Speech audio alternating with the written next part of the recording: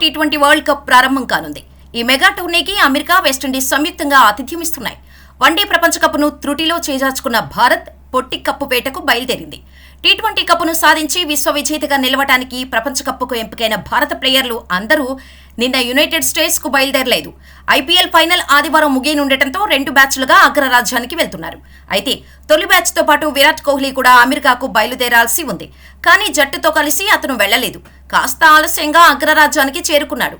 దుబాయ్లో కోహ్లీకి వ్యక్తిగత పని ఉండటంతో అతను భారత జట్టుతో చేరడం కాస్త ఆలస్యం కానుంది. ఈ విషయాన్ని బీసీఐకి కోహ్లీ ముందుగానే తెలియజేశాడు. దీనికి భారత క్రికెట్ బోర్డు అంగీకరించిందని తెలుస్తోంది. విరాట్ కోహ్లీతో పాటు సంజు శాంసన్, హార్దిక్ పాండ్యాకు కూడా బీసీసీఐ అనుమతి ఇచ్చిందని సమాచారం. భారత్ నుంచి శాంసన్, లండన్ నుంచి హార్దిక్ కాస్త ఆలస్యంగా అమెరికా పయనమవుతారు. అయితే బంగ్లాదేశ్తో జూన్ 1న జరగనున్న వార్మప్ మ్యాచ్కు కోహ్లీ దూరం కానున్నాడు.